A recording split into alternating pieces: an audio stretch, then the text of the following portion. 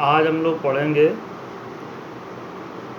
Nitrogen family में nitric acid का formation. Industrial method जो इसका है ऑस्टवाल प्रोसेस है। इसमें सबसे पहले हम लोग पढ़ेंगे इसका प्रिंसिपल। इसमें अमोनिया और ऑक्सीजन के मिक्सचर को प्लैटिनम कैटलिस्ट और 700 to 800 डिग्री सेंटीग्रेड टेम्परेचर पर इसकी रिएक्शन कराते हैं, जिससे नाइट्रिक ऑक्साइड का फॉर्मेशन होता है और H2O बनता है। It is the modern process of industrial construction when mixture of ammonia and air is passed over platinum gauge catalyst at 700 to 800 degree centigrade. The ammonia is oxidized into nitric acid.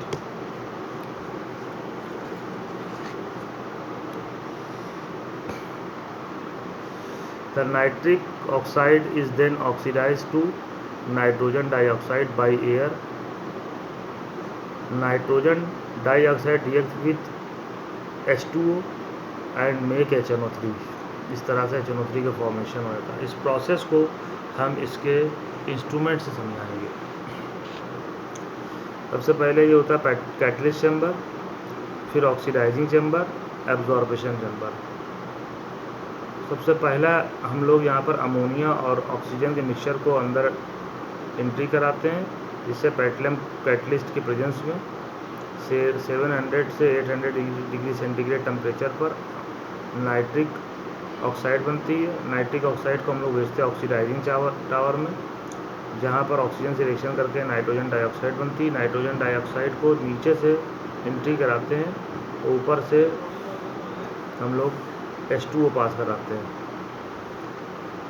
जिससे NO2 H2O से reaction करके HNO3 का formation होता है। Dilute HNO3 हमको obtain होता है।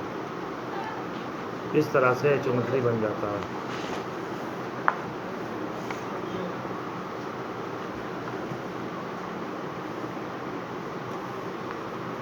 Fuming nitric acid obtain करने के लिए हम लोगों को करना क्या पड़ता है कि फ्यूमिंग नाइट्रिक एसिड में NO2 और N2O3 के ऑक्साइड डिज़ोल्व होते हैं। N2O3 हो सकता है, N2O5 हो सकता है, इसके ऑक्साइड डिज़ोल्व होते हैं, जो कि फ्यूम के फॉर्म में ऊपर निकलते हैं। इसीलिए इस तरह के HNO3 को हम लोग बोलते हैं फ्यूमिंग HNO3।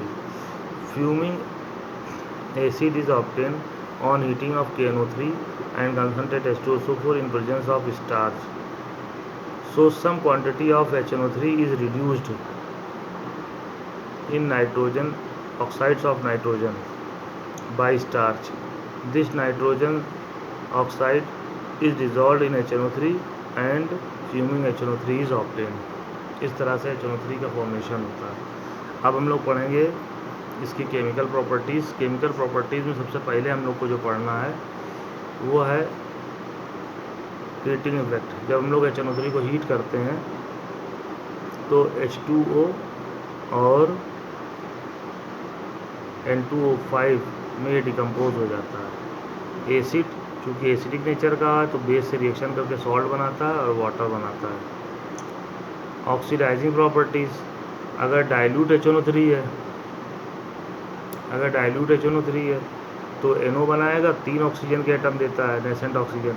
कंसनट्रेट है तो NO2 बनाएगा, 1 ऑक्सीजन का एटम देता है। ये ऑक्सीजन के एटम किसी भी सब्सटेंस को ऑक्सीडाइज कर सकते हैं।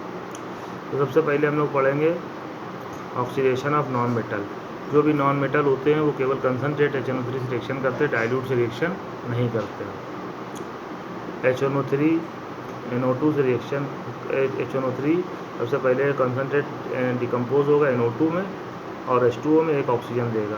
तो ये ऑक्सीजन उसी से रिएक्शन करके CO2 बनाएगा। यहाँ पे 2 ऑक्सीजन कंज्यूम हो रहे हैं, इसलिए 2 का मल्टीप्लाई करेंगे, 2 ऑक्सीजन कैंसिल कर देंगे, बाकी से इक्वेशन ऐड कर लेंगे। इसी तरीके से सल्फ़र का ऑक्सीडेशन होता है। सल्फ़र जो है जो ऑक्सीडाइज होती है वो होती है H2SO4 में। सबसे पहला काम होता है कि ऑक्सीजन मिल जाएगी, SO से रिएक्शन में SO3 बनाएगी, फिर H2O से रिएक्शन करके H2SO4 बना देती है। इस तरीके से हमको H2SO4 प्राप्त हो जाता है। और ऑक्सीडेशन ऑफ फास्फोरस फास्फोरस में H3PO4 बन जाता है। बिल्कुल इक्वेशन बनाने का प्रिपरेशन करने का तरीका वही है। पहले P2O5 बने जो कि वाटर रिएक्शन करके H3PO4 में कन्वर्ट होता है। चूँकि 5O कंज्यूम हो रहा है इसलिए पहली वाली इक्वेशन में 5 को मल्टीप्लाई किया जाए, फिर तीनों इक्वेशनों को ऐड कर लेंगे। आयोडीन से अगर रिएक्शन कराएंगे तो पहले I2O5 बनता है जो कि वाटर रिएक्शन करके आयोडिक एसिड बना देता है, और इस तरह से इक्वेशन को हम लोग ऐड करके फाइनल इक्वेशन ऑब्टेन कर लेते हैं। और इस तरह से नॉन मेटल की ऑक्सीडेशन की सारी रिएक्शनें कंप्लीट हो जाती है। अगला टॉपिक हम लोग नेक्स्ट वीडियो में पढ़ेंगे।